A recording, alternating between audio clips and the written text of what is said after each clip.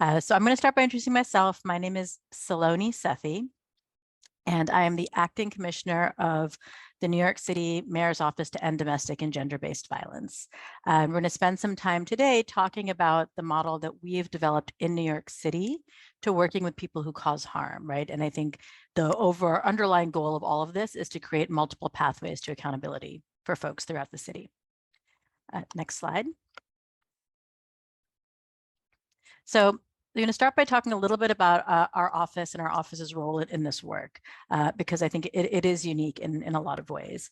So our office was actually created by a voter mandate in 2001, so over 20 years ago, as the mayor's office to combat domestic violence. So it was really focused on, even in domestic violence, really violence between intimate partners and violence in relationships and intimate relationships. In 2018, the office was expanded to include other forms of gender-based violence. And what was driving that expansion was really a recognition that those who we serve are often experiencing multiple intersecting forms of violence. And so instead of serving a specific issue, we really want to serve the person, right? So somebody that has experienced violence in an intimate relationship may also have experienced sexual violence, may also be at risk for trafficking, may also have experienced other forms of violence. We really wanted to make sure that we're taking a holistic view to that person and not just saying, we do this, we don't do this. And I think, our work really and our role in the city is really grounded in the understanding that survivors engage with multiple systems: healthcare, child welfare, social services, criminal legal, and we need to coordinate across those systems to ensure that we are identifying people that have experienced gender-based violence and connecting them to resources in a way that really maximizes our capacity across the city. Next slide. So I think it's always helpful because I think, to take a pause, people have questions like, what is gender-based violence, right? So I really want to talk a little bit about how we think about it. So we think about gender-based violence really as an umbrella term that encompasses any type of violence that exploits unequal power relationships between genders, right? So those unequal relationships could be based on social norms, or they could be based on situations as well. So it includes things like domestic violence, family violence, including, sibling violence, child on parent violence, elder abuse. It includes sexual violence, human trafficking, stalking, forced marriage, female genital mutilation, and other forms of abuse that disproportionately impact women, girls, transgender, and non-binary people. Next slide.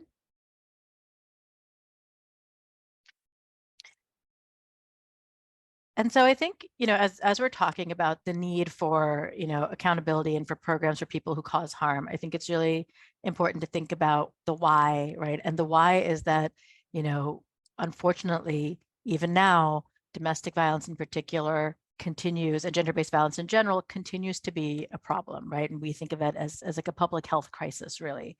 So, despite the progress that we've made, nationally, we still know that 41% of women and 26% of men have experienced contact sexual violence, physical violence, and or stalking by an intimate partner, right?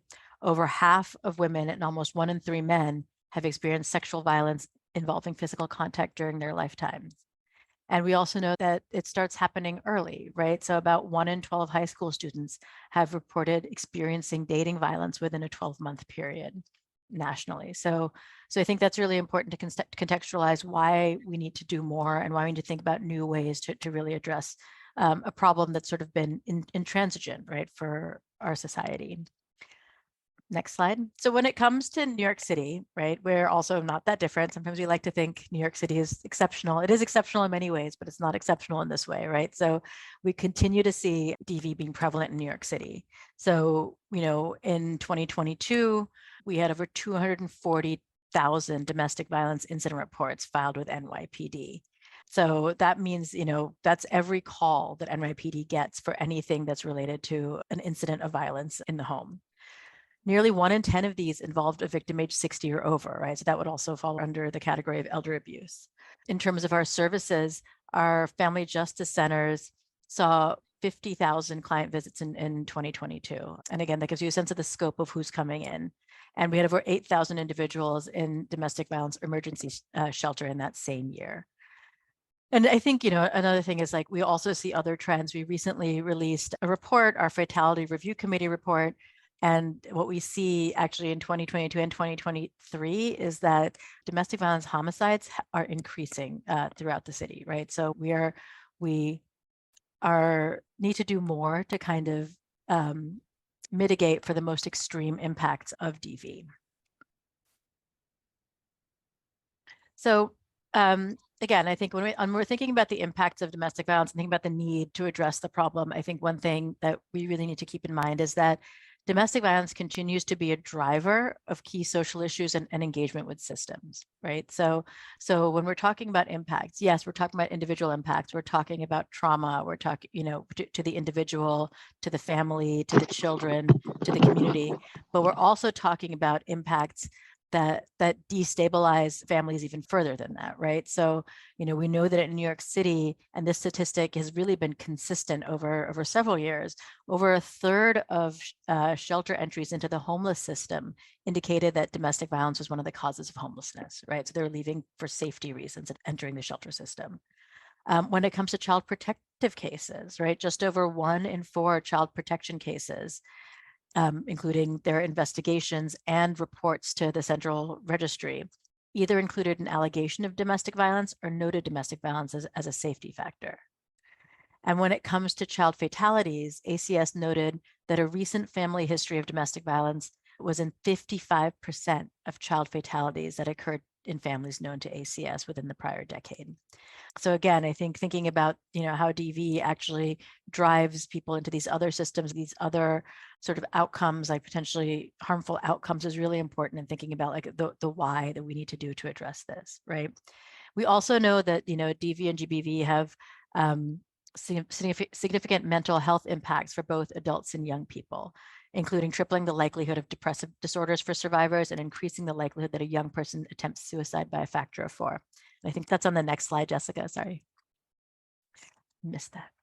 And again, I think, thinking about, young people, again, are, in New York City in the 2019, the most recent youth risk behavior survey, we found that public high school students who experienced physical dating violence in the prior 12 months were 4 times more likely to attempt suicide than students who had not experienced physical dating violence.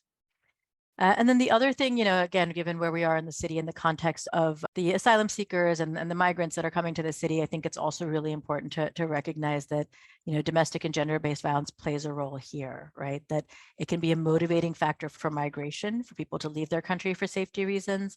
And it can also, they can be experience of sexual violence, physical violence, intimate partner violence in the course of their migration, and that these families are also at higher risk once they're here due to the stress that they're under. Next slide. So I think, when we're talking about our evolution of doing this work in New York, I think we wanted to contextualize this in terms of the history of how we got here, right? Because I think, one of the most important things about our approach is that we really see abusive partner intervention as a core part of our work to support survivors, right? It's not separate. It really is in service of survivors that we're doing this work and that we're creating these options, because it's something that we believe ultimately is going to help us, actually address this issue and hold people who are committing harm accountable so that survivors can have new options for safety. So just, in terms of the history, I think, in general, our efforts to address DV originated with a focus on supporting survivors, right? And so that work looked like, developing community-based services, including things like emergency shelter, housing placement, legal assistance, children's services, counseling, and then later adding in things like economic empowerment programs.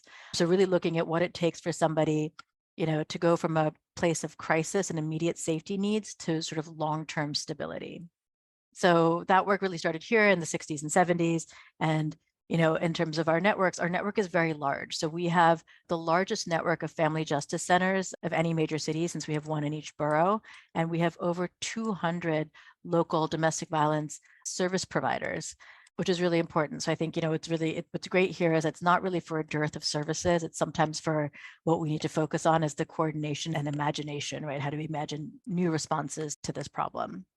Next slide.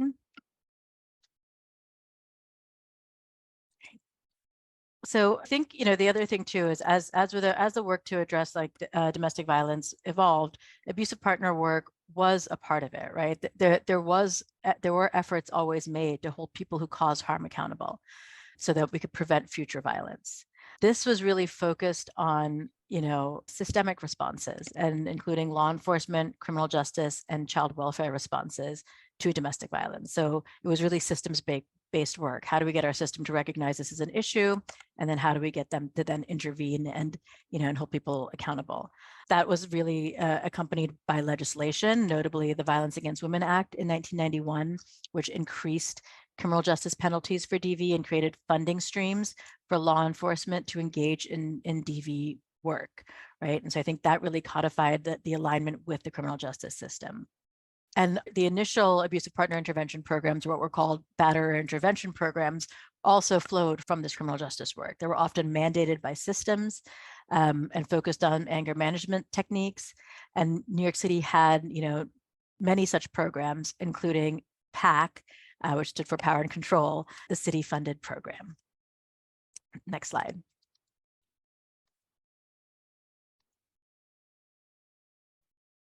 So again, I mean, the city, I think what's great about here too is like the city has invested a lot in addressing domestic and gender-based violence throughout the years, right? And so through this ongoing investment, we really were able to make a meaningful shift in the supportive services offered to survivors and their children. This included things like specialized units at NYPD and DA offices to respond to DV, the creation of a DV-specific shelter system, specialized staff to address DV in the child welfare system, and the creation of our office to coordinate responses across all of these city agencies. The services also centered survivor agency and self-determination, creating multiple low-barrier options for survivors to address the impacts of violence that they could choose to navigate as they saw fit, right? So we weren't forcing anything on anybody. It was here's your options, and here's how you can move forward. But again, the prevalence of DV has remained consistent. And when it came to holding harm doers accountable, we really only offered survivors one option. And that option was criminal legal remedies that often fell short of providing safety, right? So this really ignored the requests of many survivors who wanted the abuse to stop without having their partners arrested or incarcerated. And it also created an unintended barrier for many survivors to seek support. Many assumed that asking for help implied collaboration with the criminal legal system and avoided reaching out altogether. So I think, over the past, in the 2000s and 2010s, over the past, I guess, that couple decades, 20 years after VAWA, right? This kind of led to new conversations about what more we could be doing as a movement to create additional options for accountability and change that holds survivor voices and choice at the center. In New York City, that looked like, in 2007, there was a group called COOP, called the Coalition of Working with Abusive Partners, that provided a forum for agencies that were already doing this work, serving survivors, to identify effective strategies for engaging abusive partners. COOP's guiding belief was that while accountability through the criminal justice system was critical, there was a need for a range of additional strategies for intervening with abusive partners. Building on that work, our office, NGBV, in 2015 convened a policy roundtable for key New York City leaders and policymakers to really think about, what's the best path forward in engaging and doing this work and engaging other agencies. We created an interagency citywide blueprint for a coordinated response to abusive partner intervention services. And then a year after that, in 2016, our office, along with COOP and the Chapman Perlman Foundation and a consultant, convened a working group that met for just over 1 year. Next slide, please.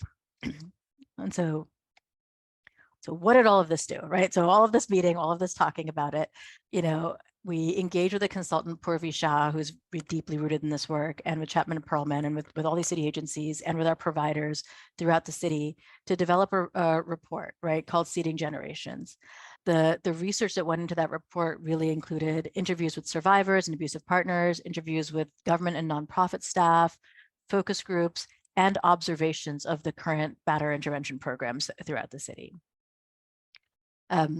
The report, which I think has kind of informed all of our work going forward, identified components that were really critical to creating a new approach to abusive partner work, including that we're incorporating a trauma-informed lens that encourages personal accountability and community connection, and that we're centering survivors and operating in connection with survivors and our advocacy organizations to further accountability and safety. Next slide, please. And this list of recommendations is not exhaustive. It's a long report with a lot more in there, but I just really want to focus on sort of how this informed our programming. The other thing that the report really focused on was, what are the components that we really need to shift our approach? So I think one of the big things that was really important was providing low barrier, culturally and linguistically responsive services, including wraparound services and supports, and focusing on transformative healing to really repair harm and interrupt generations of violence, right? So including the impact of things like historical oppression and racism and sexism and how that plays into the root causes of violence and abuse. And I think, the other thing that's really important was like, really what we were talking about and what we always kept in mind is we're not just creating a program, we're really trying to create a new ecosystem of services for a population that we haven't served yet, right? For a population that has multiple needs, some of which overlap with the work that we already do, but a population that we need to better understand. And I think, the low barrier piece is also super important, that if we're adding barriers to accountability, right, we're preventing people from accessing supports that survivors very much need. And we really want to mirror, on the survivor side, everything that we do is free, language accessible, culturally competent, right? And on the abusive partner side, historically, the better intervention programs really charged a fee because they believe, that fee was a part of holding people accountable. But in order to be trauma informed and, reduce that barrier, we put in a lot of effort actually in funding in the city to make sure that our new programs are all fee free, right? So that we kind of eliminated that barrier. So we're not keeping people that have a varying socioeconomic status out of these programs just because they can't pay for them. So as we're doing this, here, the next slide, please. Over the past few years, this is sort of what we came up with, right? And in 2017 and 2018, our office, NGBV, and MOCJ, the Mayor's Office of Criminal Justice, really began on implementing this new approach to abusive partner intervention in New York City through a joint project called the Domestic Violence Task Force, right? And the key was the creation of this new sort of system of services that offered multiple pathways to healing and accountability for people who cause harm that sort of very much mirrored this ecosystem of existing DV services. So we're really looking to kind of, maybe break down a little bit of that victim perpetrator binary too through this work and say, look, no matter where you are in this experience of domestic violence, you've experienced trauma and you need support and you need help, right? And you need help to change and to get to a point of healing. So the programs, which you'll hear more about from my co-presenters, included a restorative justice blueprint that our office did about how we could incorporate restorative justice practices throughout this ecosystem. Dignity and Respect, which is the court-mandated program for abusive partners that MOCJ oversees. Tactics and Choices, which is about building in work for abusive partners into our supervised release program that the city has. Respect First, which we just solicited for Respect First, which is a program that focuses on young people ages 13 to 21 who have been harmful either in dating or family relationships. Respect and Responsibility, which is a program that NGBV has for adults who've caused harm in their intimate partner relationships. And it's a non-mandated community-based program. So it doesn't require any systems involvement. People can opt in if they're thinking about changing behavior or think that they might have been harmful. The RISE project, which embeds, within the city's gun violence response system, which is called CMS, the Crisis Management System. It embeds domestic and gender-based violence expertise in those community-based programs to make sure that we're identifying survivors there. And Healing Connections, which is another pathway that we have, right, which is a 16-week APIP for mandated and voluntary participants, adopted from work by the HIMSA Collective. And so now I think, we have all this, which is great, and you'll hear more about it. And really our role at NGBV really continues to be how are we coordinating across these programs and how are we ensuring that, somebody that may be in a mandated program who wants more support can then go to the non-mandated program to continue getting, recognizing that accountability does have to do with community and connection. How do we make sure that we keep building that? And yeah, and the last thing I'll say about that too is that, co-op has evolved into Hearts. And so we continue to play a role there that kind of helps us coordinate this work. With that, thank you very much. I'm going to pass it on to Jean.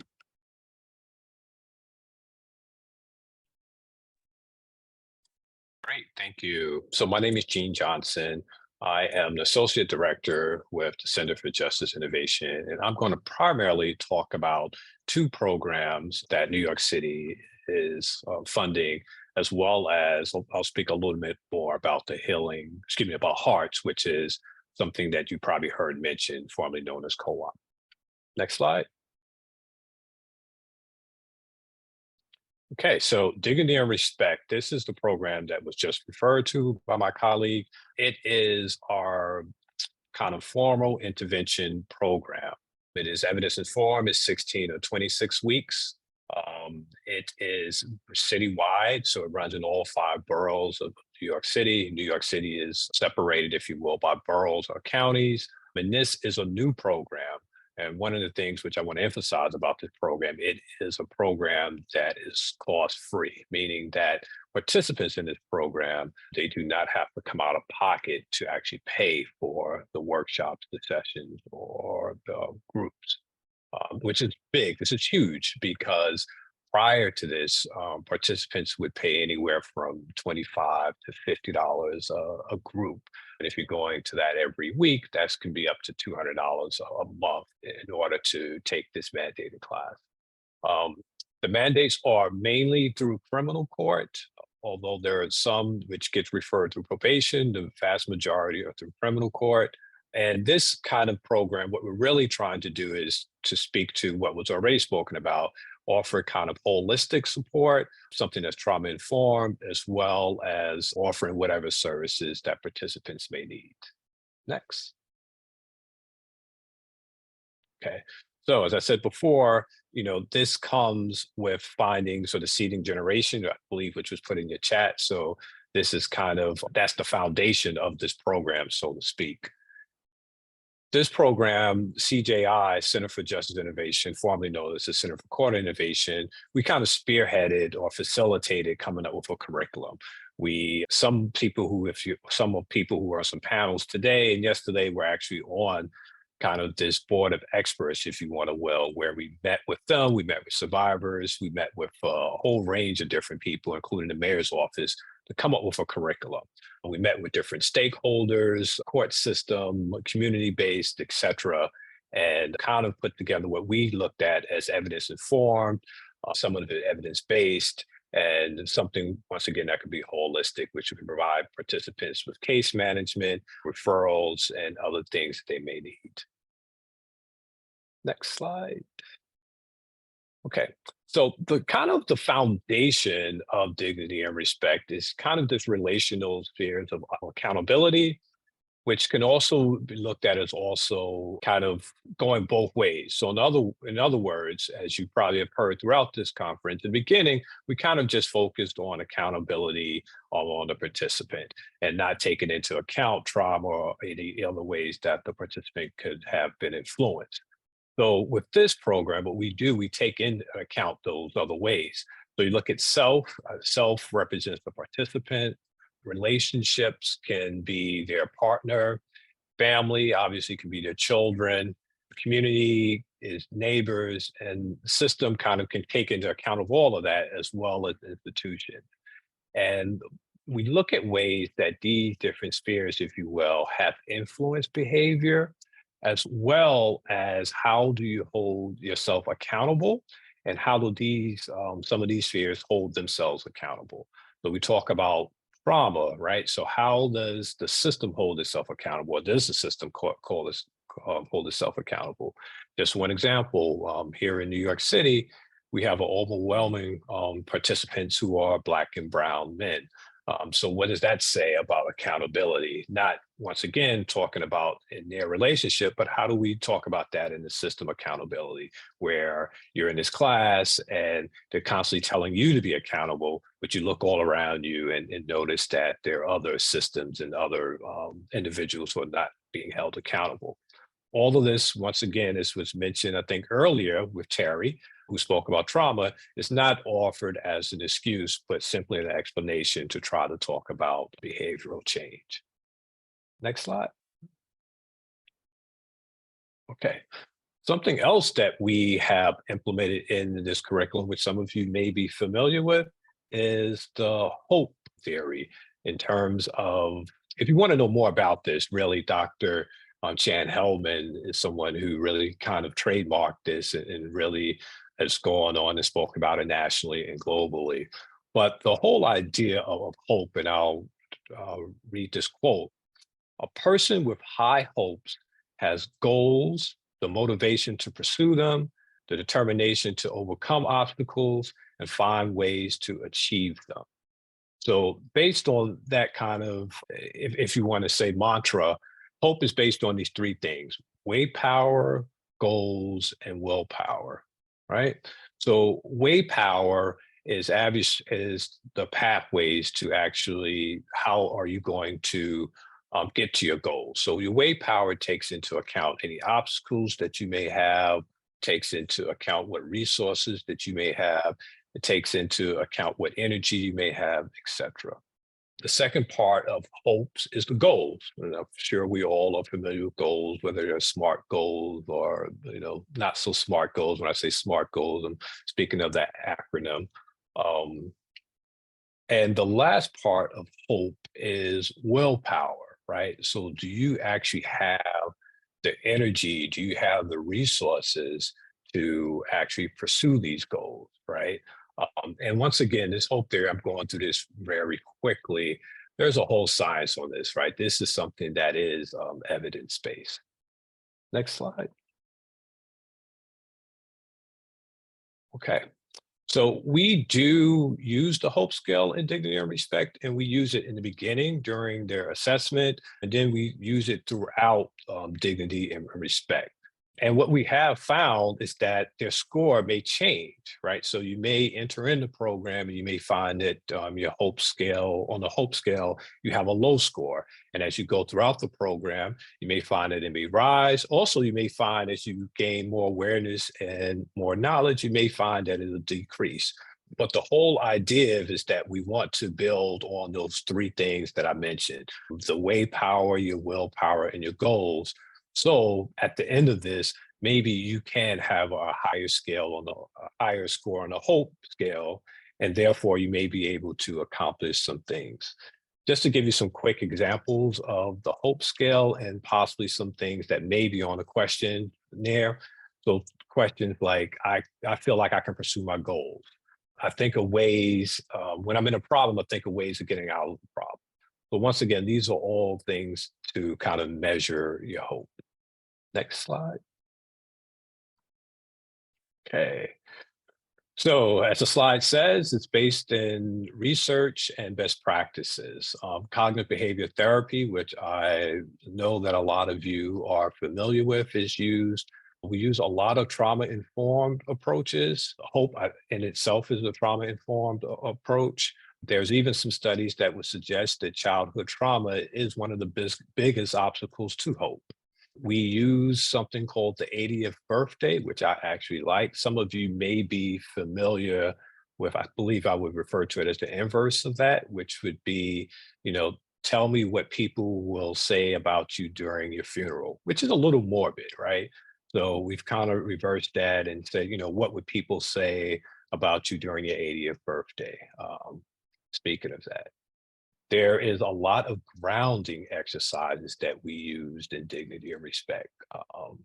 And that is, kind of an attempt to, and maybe I'll talk a little bit about this in tactics and choices, but to slow people down, right? Once again, thinking about the trauma that people may have experienced or maybe still experiencing. We also have a lot of journaling, right? Journaling and homework. These things we kind of ran into some issues with this. So we reframed the homework, because homework in itself can be triggering, right? You think about homework, you think about, school, you think about maybe the anxiety of not doing it correct, or et cetera. So we changed that wording, and wordsmithed it, and spoke more about reflection, right? So it doesn't have this so negative connotation. Risk needs. So there is a risk needs that's done in the beginning in orientation, where that more or less decides whether you're going to be situated in a 16-week or 26-week class, as well as focuses on what type of referrals or services you may need. Okay, moving on. Next slide. Okay. There's, as I said before, there's a comprehensive assessment. And part of this assessment is trying to really get a handle and ascertain what services and what referrals the participants may need. One thing I like about some of the programs which are actually running Dignity and Respect is that they are able to handle a lot of these needs internally. So instead of having to refer out for different things, they have programs on site where they can assist and help individuals and participants. I know with some programs, they may not have the capacity, they may not have the resources, and it can be complex, because you're offering two services and maybe conflict with that. But I found that it works pretty well. There is a DVRNA where we do a risk assessment. I'll make a plug and not comment on that too much, but I will make a plug for our organization, CJI, which we have a whole website and a clearinghouse on risk assessment. So hopefully somebody will put that in the chat and you can look at that. ACEs is very important, something that we do, and we do in an expanded ACEs where we not only go into those traditional questions, but we ask questions such as, have you witnessed violence? Have you been bullied? Have you witnessed any sort of discrimination? Have you lived in an unsafe environment or unsafe neighborhood? Next. Okay. So tactics and choices. This is a separate program. This program, Tactics and Choices, came out of New York State, which was one of the last states to implement a cashless bail. I guess it's been about 5 years ago. New York State decided to go with cashless bail. And instead of having cash bail, you now are placed in a supervised release program where you get a variety of services, all in an effort to make sure that you come back to your next court date and to support you in that process. One of the things for those who have been arrested on IPV charges or IPV matter, the judge can mandate them as part of their supervised release, as part of their bail, they can be mandated to take a 2-hour free class called Tactics and Choices. The class was originally created by Men Stopping Violence, which is or was based in Decatur, Georgia. Just some stats on Tactics and Choices held, 464 classes and over 2,000 people have registered. Next. Want to also say with Tactics and Choice, before I go into HEART, I'm looking at the time. Tactics and Choices offers classes for those who are male identified, female identified, as well as LGBTQ+, and we offer classes in all different languages as well by use of an interpreter. Okay.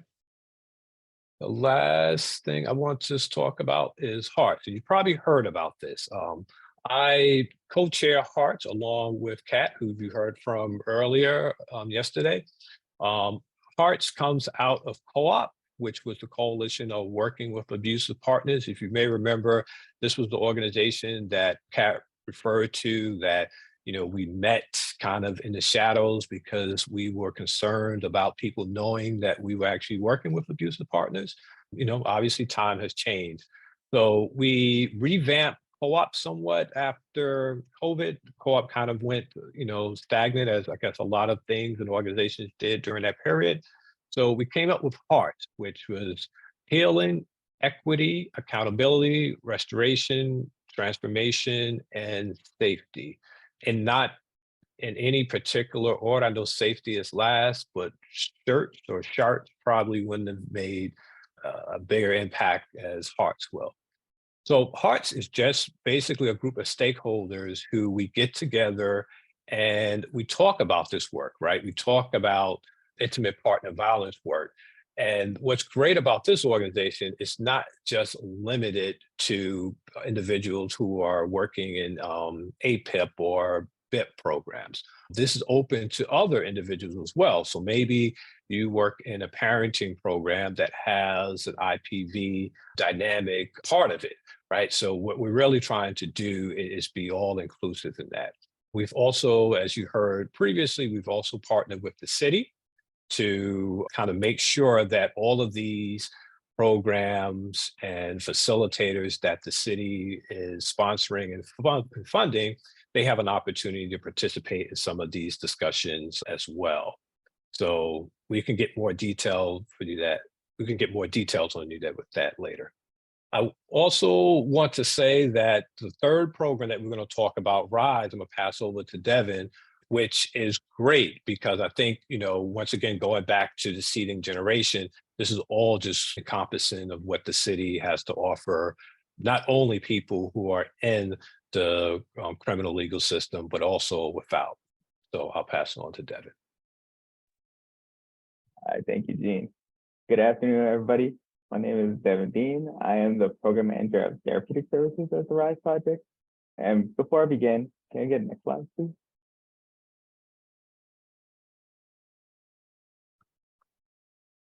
Yeah, next slide. So before I begin, I want to ground us in this quote by Bell Hooks. How do we hold people accountable for wrongdoing, yet at the same time remain in touch with their humanity enough to believe in their capacity to be transformed? I think this quote is really powerful and it really hones in on the values that RISE represents. And I want you all to keep this quote in mind as we move through this part of the presentation. Next slide, please. So about RISE. So RISE is a project part of the Center for Justice Innovation. We're a community-based initiative addressing the intersection of intimate partner violence and gun violence in New York City. We did this through training, community capacity building, technical assistance, and of course, direct intervention. We're rooted in safety, accountability, and transformation change principles. And we do this by merging evidence-based public health approaches, such as the cure violence model, and merging that with the organic community responses that people have done to keep themselves safe. So that's restorative justice practices, community organizing, with the ultimate goal of building neighborhood strength, values to support healthy, safe relationships and communities. And of course, the thing that marries all of us here on this panel is we engage with the folks causing harm to take accountability and change their behaviors. Next slide, please. So what makes RISE special? We are part of the New York City Crisis Management System. So as mentioned before, the New York City Crisis Management System is New York's anti-gun violence network made up of different community agencies doing that direct work of intermediating and intervening in gun violence. So RISE is there to provide wraparound service related to IPV, with the ultimate goal of disrupting IPV-related gun violence through community-based prevention and intervention. This looks like us doing community capacity building in collaboration with CMS sites and offering technical assistance to anti-gun violence organizations. Currently, we're doing an IPV 101 series with the CMS providers. So the folks who are outside in communities intervening in gun violence, we're doing an educational series about what is IPV, how to identify it, and how to respond to it. So they themselves could be better equipped to respond to this issue, because we all have a part to play in reducing IPV. Next slide, please. So how did RISE start? So RISE was developed in response to the growing awareness that intimate partner violence and gun violence are connected issues. Historically, we have addressed many forms of violence as separate issues or single issue topics, but violence does not exist in a vacuum in our communities. And the way we chose to address this issue was supporting people who cause harm.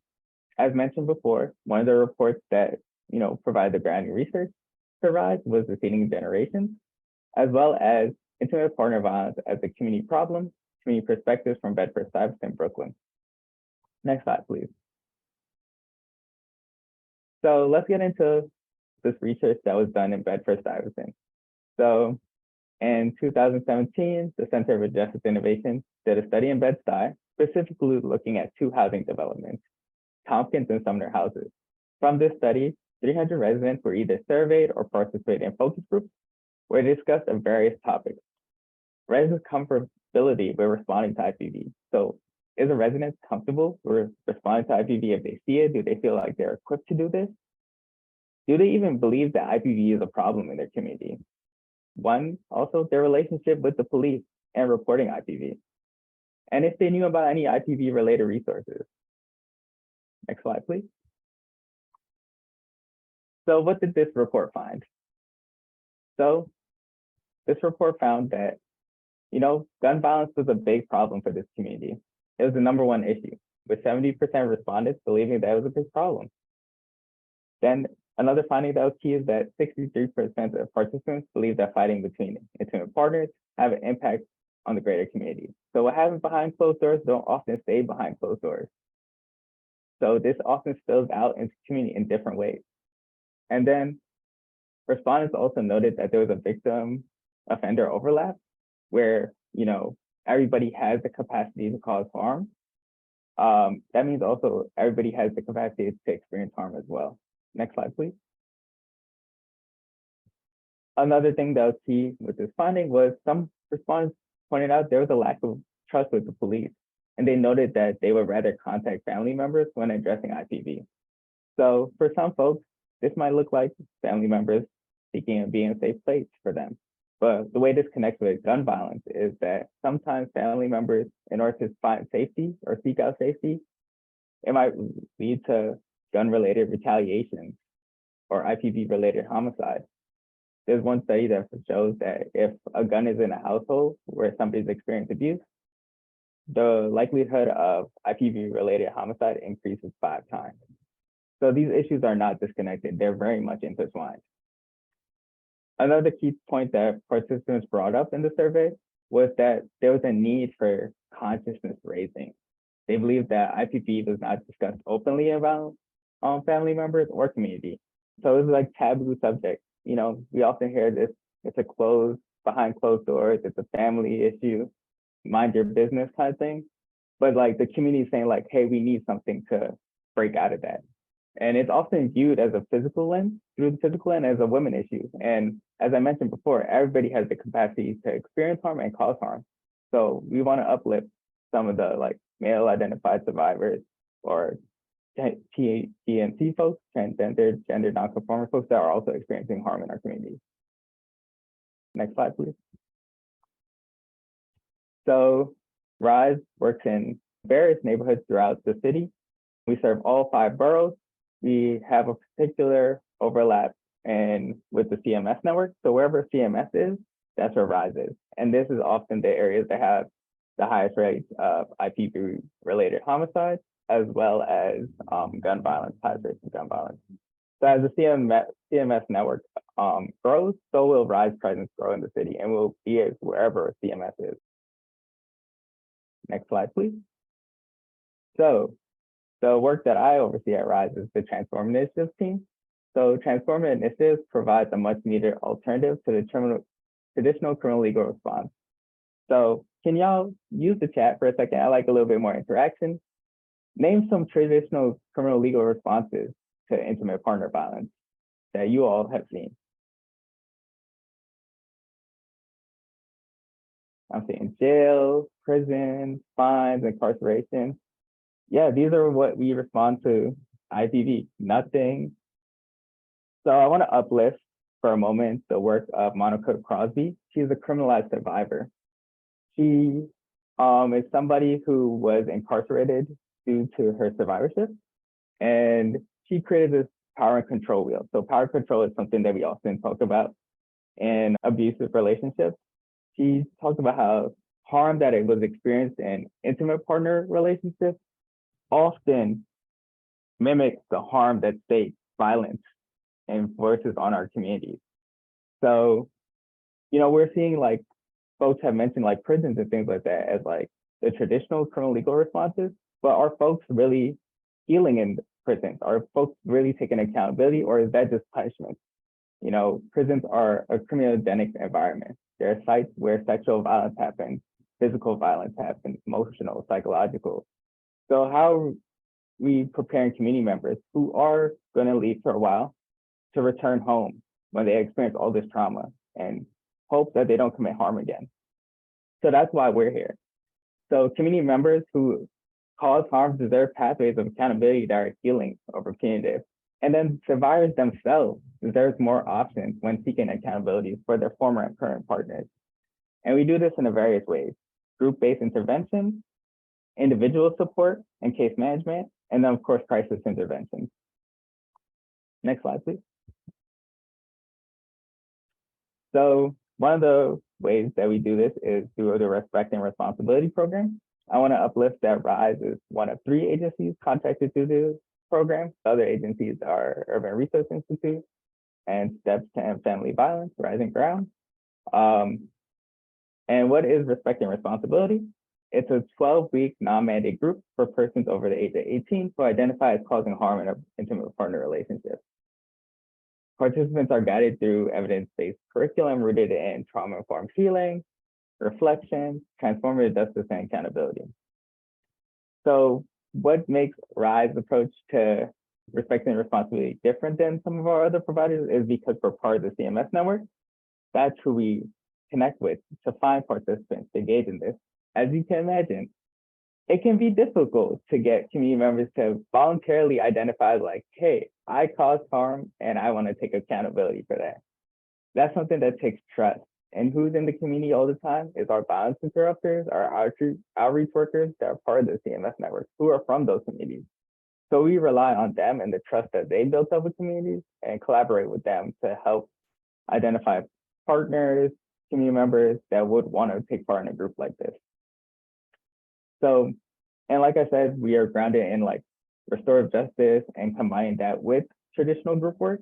So what a session might look like for us is combining the restorative justice circle practice. You know, we ask participants to bring like a key item that is motivating them for change, whether that be like a picture of a family member, something that's like a source of inspiration for them.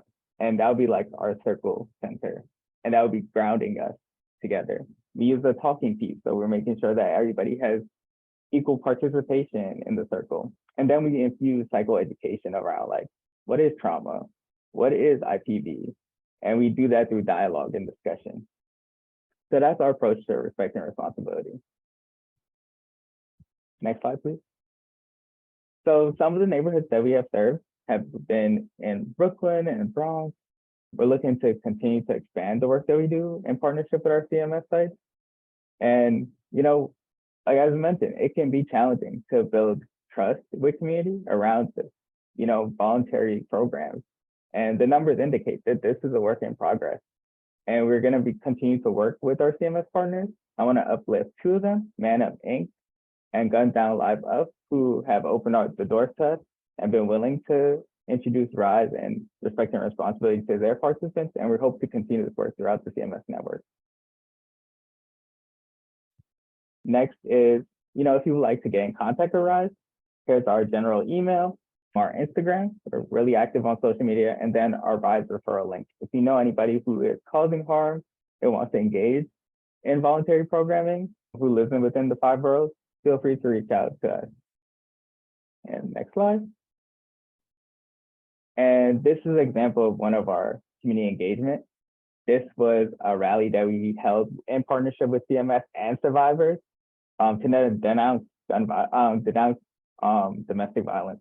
As you can see, these photos are a bunch of survivors who had the opportunity to tell their stories, and were able to take pictures, and we had like a gallery with audio stories for them. And they came to this rally to, you know, help lead the charge to denounce domestic violence.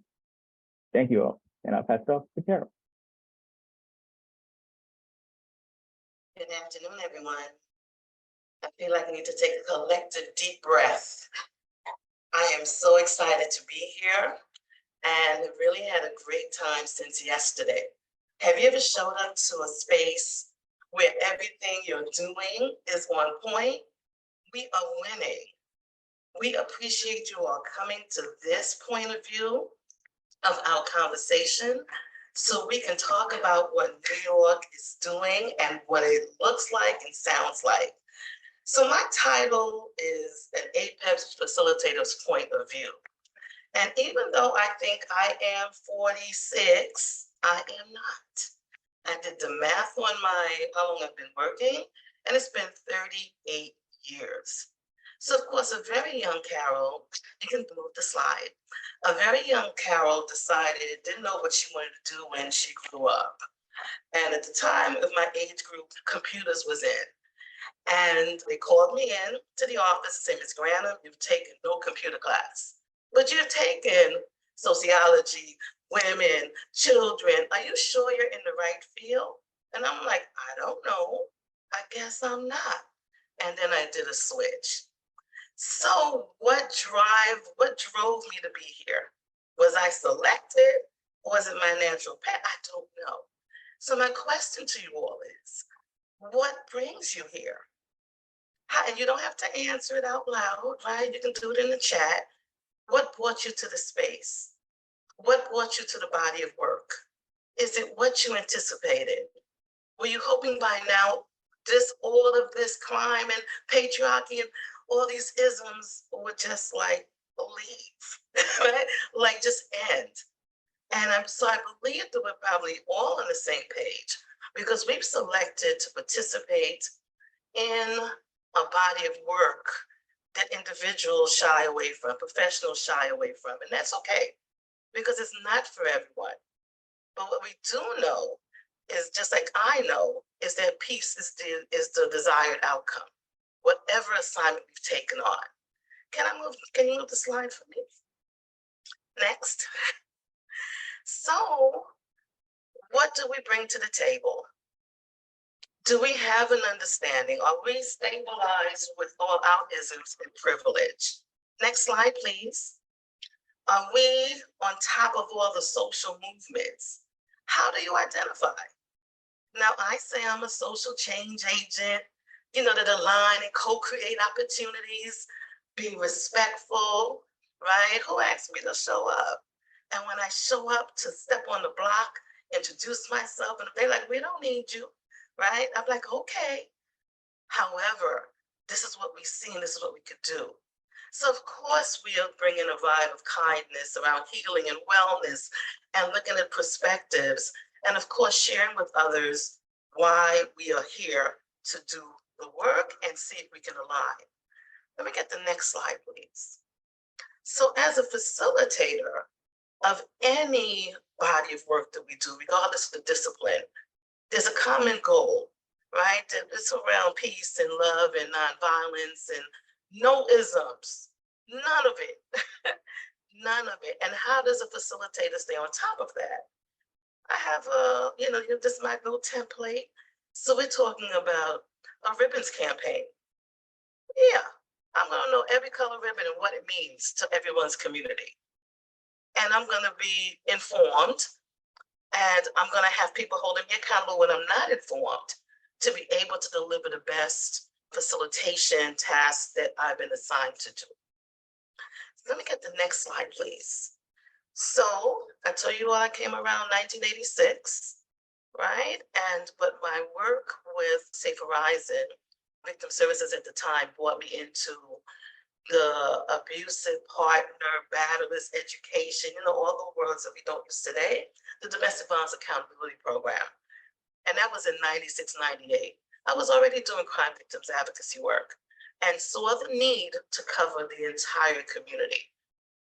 And then I moved into teen accountability. And of course, the DVAP program was mandated.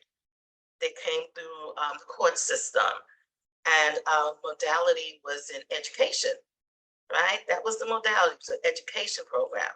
And even though we know as a facilitators group that it was psychoeducation type of vibe, we were present. And even though we had them sign a participants manual of what we expect from them, they already knew what the court expected of them. And the district attorneys expected of them adherence to order protections.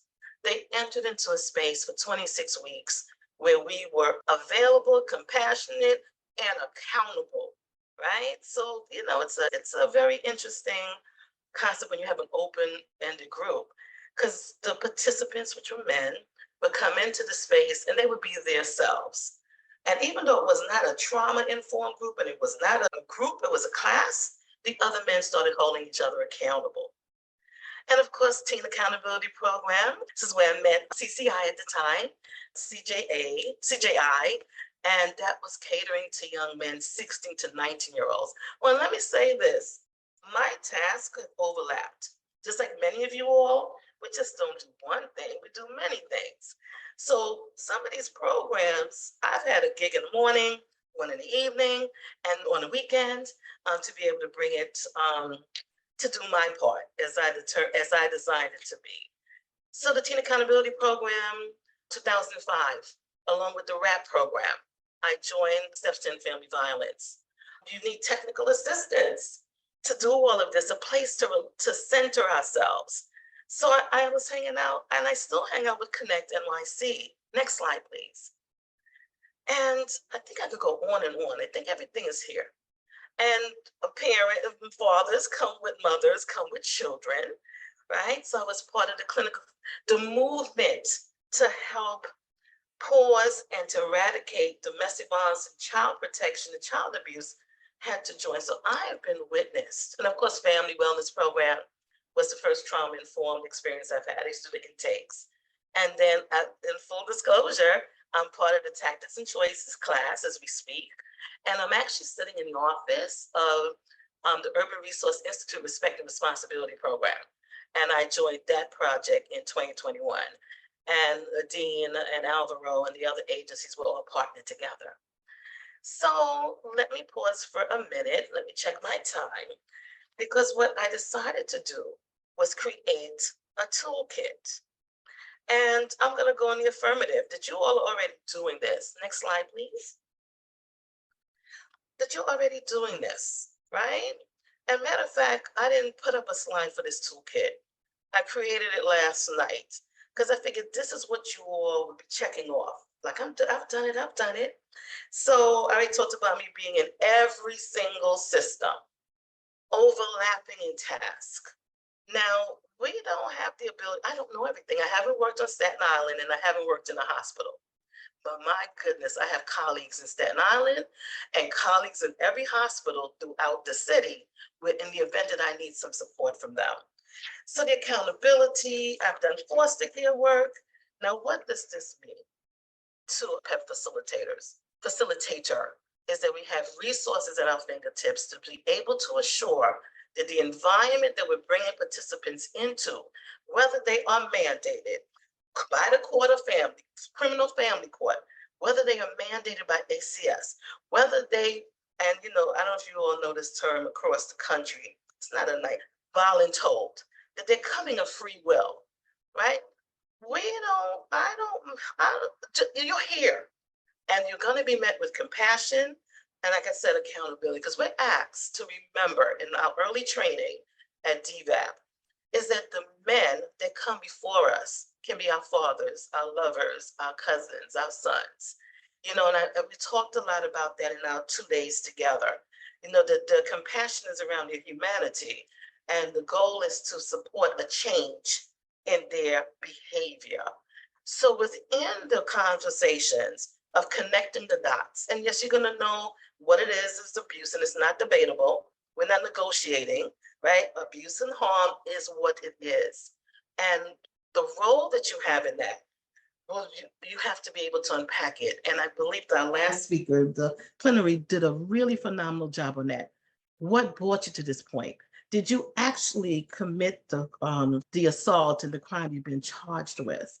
Are you participating in behaviors that resemble it, right? And were you bamboozled, that's an old term, bamboozled and hoodwinked and caught up into a matrix of a system? I don't know.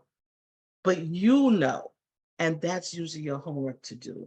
So facilitator, APEP facilitator is mission driven, right? And have affiliations with all systems to assure that they are equipped to be able to manage what's going to come before them and assess the service's readiness of where they're working, right? Are we ready to provide a group?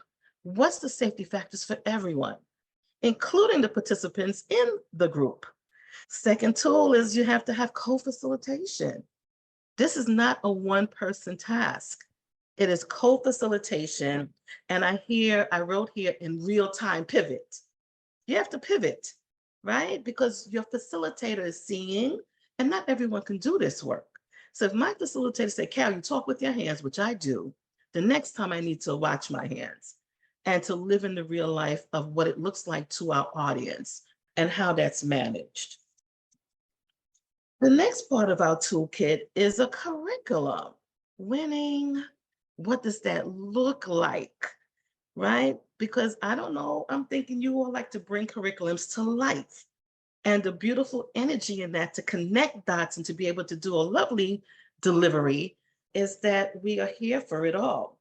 But while using a curriculum, understanding that we do have to pivot again for current events, current trends, crises, right? Because we're still in the service, we are always in the service of humanity. But what's the curriculum?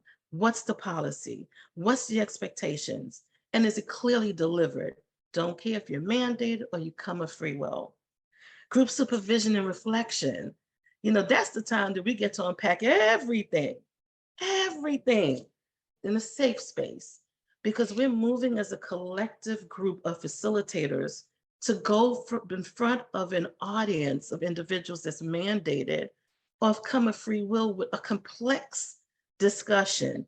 The complexities is massive or it may be minor, but we have to be on the same page. And being on the same page doesn't mean that we need to agree, right? But to be able to know that we're able to support and unpack the complexities in being authentic in front of our audience. We need to be able to also have community fellow advocates. I spoke about this earlier, that I'm showing up at everybody's meeting. The interagency task force back in the day, the co-op back in the day, HEART today, I'm showing up at everybody's meeting. So sometimes people don't even know where I work. It's like, you're at the parent engagement. You're at the block party. Yes, I am. Because as we know, all of it coexists.